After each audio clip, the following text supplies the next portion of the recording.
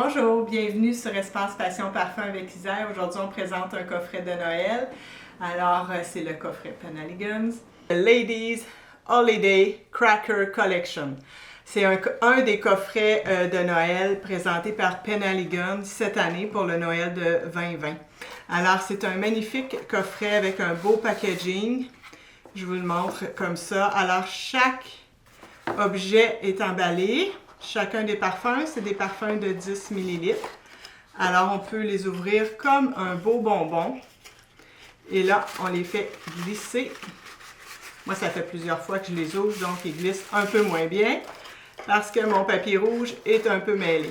Alors là, ici, on ouvre comme ça, comme un joli bonbon.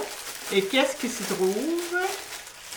Nous avons un beau parfum. Ici, c'est Luna. Donc, c'est des parfums en 10 ml. Donc, chacun des parfums est emballé dans ces beaux types de bonbons.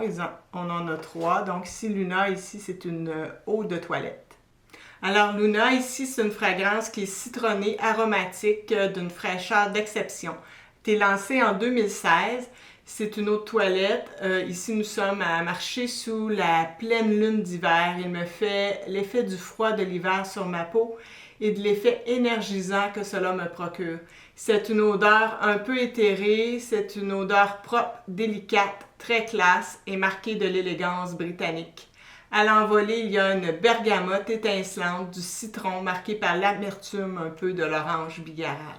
J'adore aussi la rose et le jasmin qui sont présents dans ce parfum. Donc ici, je suis vraiment bien servie. Et en plus, il se trouve un côté piquant que la baie de genévrier et le sapin baumier nous procurent.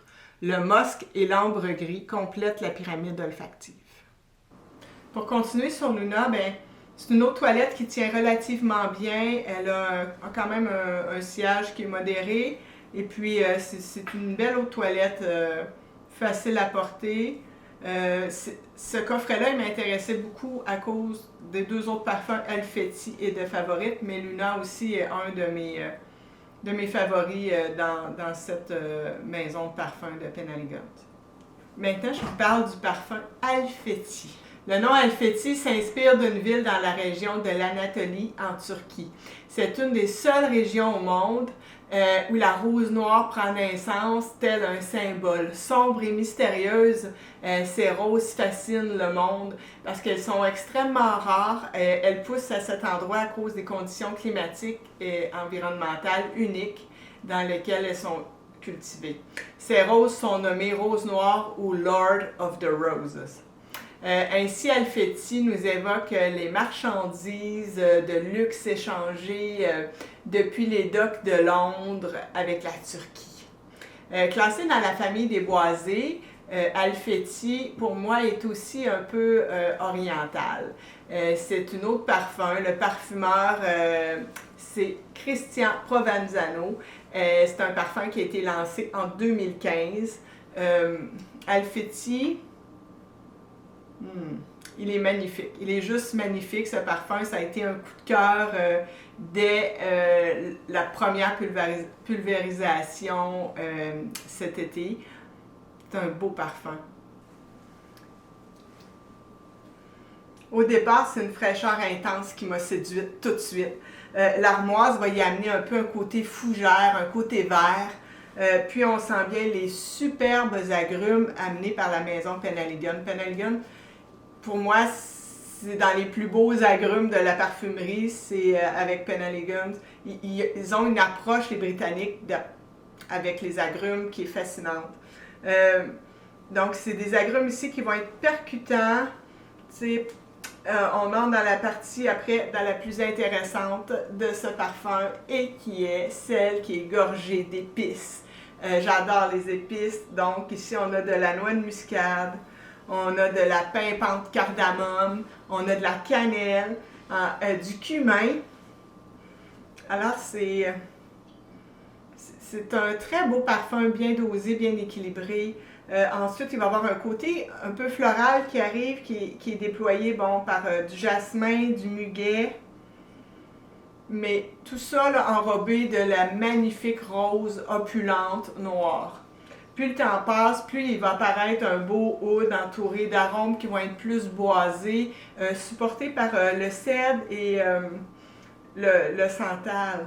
Puis comme c'était pas assez suffisant, il va y avoir aussi du patchouli, de l'ambre et du cuir. Donc dès que ce parfum-là, il évolue au fil de la journée, au fil des heures, c'est un parfum qui a un beau sillage, qui a quand même une bonne tenue. J'adore vraiment le côté mystérieux, c'est vraiment mystique de ce parfum. C'est un parfum de séduction pour les connaisseurs.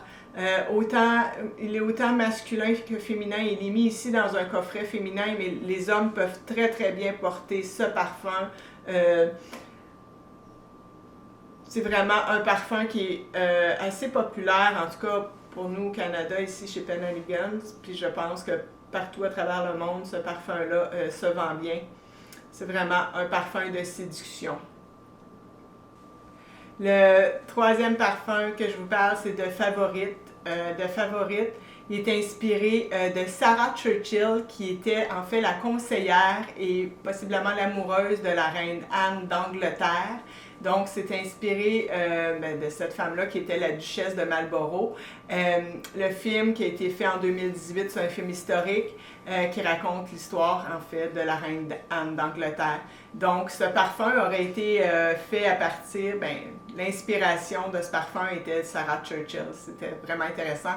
C'est classé comme un parfum qui va être floral, boisé, musqué. C'est un parfum des plus féminins. Un parfum d'une très très grande élégance et vraiment ultra féminin. Il a été lancé en 2020. Le nez derrière ce parfum, c'est Aléonore Massenet. Ici, on retrouve une magnifique violette. Une violette qui va être fraîche, qui ne va pas tomber dans le côté sweet et sucré. On est sur un parfum à la violette qui va être un peu cristallin, un peu éthéré, un peu métallisé.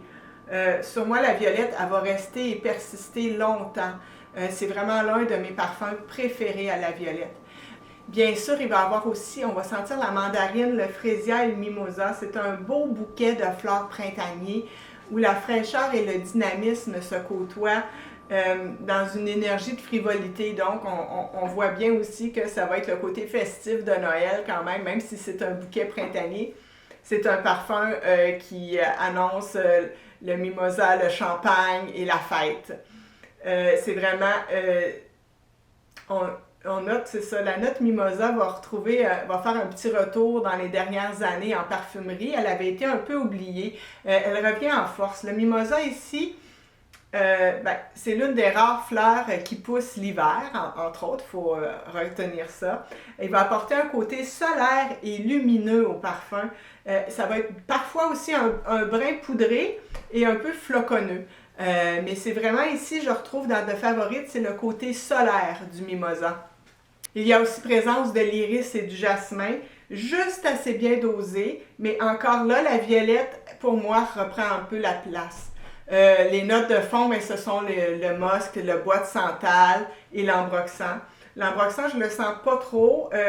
Comme je dis, c'est plus le côté floral que je vais retrouver. C'est un parfum qui représente l'énergie féminine dans ce qu'elle a de plus élégant.